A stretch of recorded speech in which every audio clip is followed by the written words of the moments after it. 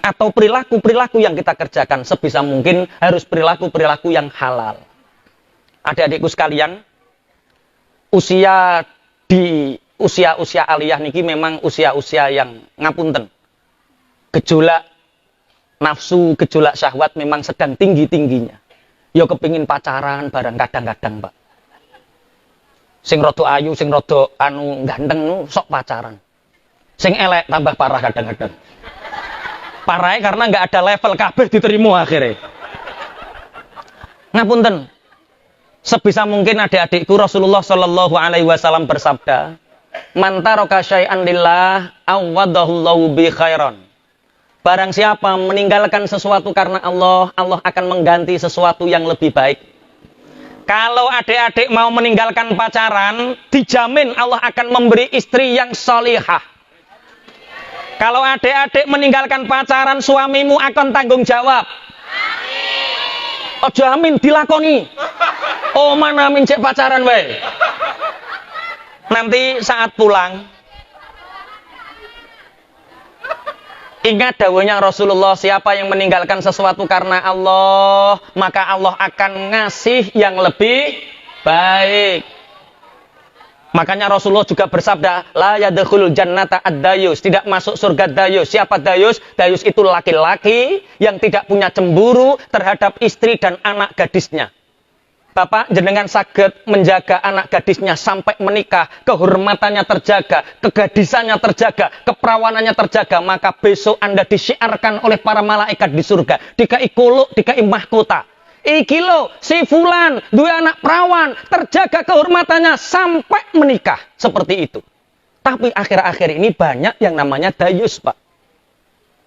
Misalnya sampai dua anak perawan, didulani wong, cah lanang, assalamualaikum Pak, waalaikumsalam. Putrine wonten Pak. Loh, sampean kok kenal anakku bareng ngomain dina? Kula montong. Montong pundi? Murgung. Oh, cah murgung. Loh, sampean kok kenal anakku? Terus ibuke, loh, Bu, ki ono cah murgung. Loh, Pak, kok ketinggalan zaman. Iki ngono pacare anakmu, monggo nak pinara. Nduk, ki lho nduk digoleki pacarmu, nduk. Gawe kopi to teh, ngoten digawekno teh. Nak, iki bapak ibu duwe gawe, bapak ibu tak ning pasar dhisik ya, tak ning pasar Montong, sampean sekecakno ning kene, anggapen omah dhewe wong kira-kira bakal dadi mantune wae, pus ning kene. Koko nek ngenteni mantuk, ngenteni bapak ibu pamitan. Oh nggih, Pak. Kalau ada orang tua seperti ini, sekarang namanya orang tua ini orang tua yang pengertian. Zaman saiki, Pak. Gak kaya wong tuamu penaan. Satu lagi, sampean dua anak perawan didulani karo cah lanang. Assalamualaikum, waalaikumsalam. Putrine wonten, Pak. Loh, sampean lanang anakku wedok kok kenal omah mundi, Cung? Murgung. Loh, sampean kok dolan rene seneng karo anakku to, Cung? Guyang-guyu. Ngene lho, Cung, carane dolan iku aja dhewe, Cung. Nek sampean seneng anakku, nek rene karo wong tuamu, Cung. Wis, tironmu apa? Ditakoki tirone apa? Kemis kliwon to Selasa kliwon ngoten niku. Pelencing mulai rambalik neh, Pak. Kira-kira yang tidak masuk surga iku sing pertama atau sing kedua? Kok sing kedua nih.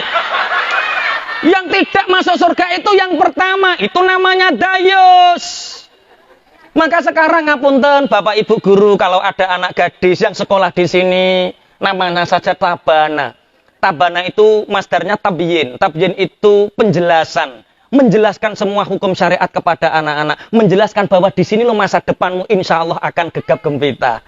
Tabana. Ngono ki yo ditegor nek ana bocah goncekno cah wedok. Lho iku apa muhrim ta? Ojo kok dimben. Jangan-jangan kita sebagai bapak ibu guru juga ikut menjadi dayus-dayus yang berkeliaran. Kok guyu rapatnya setuju to sampean? Apalagi Tuban ini Bapak Ibu, Bojonegoro dan Tuban, ini menjadi kawasan industri karena mulai Surabaya, Gresik, Sidoarjo, sekarang kawasan industrinya mulai padat, makanya bergeser kawasan industri Tuban itu marak, Pak. Dari Surabaya, Gresik, Sidoarjo mulai penuh, sekarang sing diinteriku Tuban karo Bojonegoro. Makanya sekarang banyak industri itu Tuban. Alhamdulillah Montong ini pinggiran. Walaupun pinggiran ngapunten, sakniki Tuban iku, Pak, marak penyakit baru. Bukan COVID, Flu burung yang dulu pernah merajalela, sekarang marah, Pak. Flu burung ini asalnya mual-mual. Mual-mual, diperiksa ning mantri disuntik ora mari, Pak.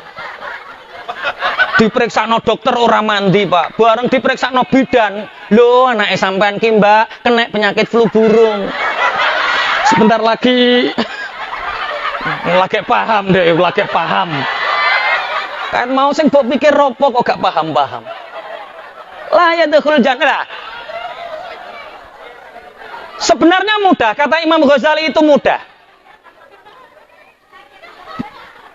Anak itu, Pak, paling aman itu dipasrahkan kepada Allah, iktimat ala Allah. Sekarang orang tua itu nggak bisa ngawasi anak, Pak. 24 jam kita nggak bisa ngawasi. Tapi kita punya Allah yang selalu mengawasi. Anak-anak sekarang itu punya kotak setan, namanya HP itu, Pak. Walaupun bagi saya ini kotak keberkahan.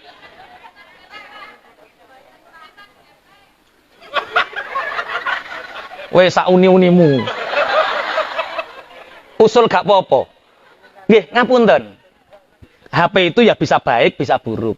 Tapi manfaatkan sebaik-baiknya. Pisau itu tajam. Kalau untuk ngiris lombok, ngiris brambang, itu baik. Tapi kalau untuk nusuk temannya, itu yang nggak baik. Rokok, itu baik apa tidak? Ayat yang digunakan mengharamkan rokok itu wala tulqu bi aidikum ila tahlukah. Jangan jatuhkan diri kalian kepada kerusakan. Makanya ulama-ulama NU itu nggak berani mengharamkan karena bahasanya liqa. Wala tulqu. Liqa itu mubasyarah. Mubasyarah itu saling bertemu. Ibaratnya pisau ditancapkan. Ini tulqu. Ini haram. Membunuh secara langsung. Kalau tulqu bi aidikum ila tahlukah, semua kerusakan dihukumi haram. Gula juga haram, Pak. Karena gula terlalu banyak mengakibatkan kencing manis. Pitik potong haram kabeh, Pak. Makanya ngukumi perkara itu harus detail ya seperti itu. Ya makruh ngono, aja haram. Ya apa? Makruh. Nek haram kowe mlepeki kancamu ki haram, Pak. Aku ora rokok, kowe haram. Kowe rokok, aku plepeken lah kuwi haram, Pak.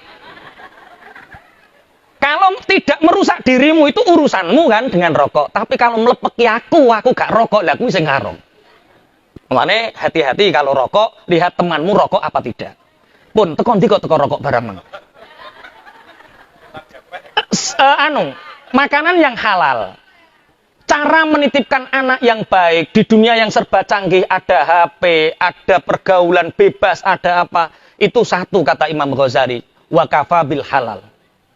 Cukup dengan makanan yang halal, Allah akan menjaga anak-anak kita.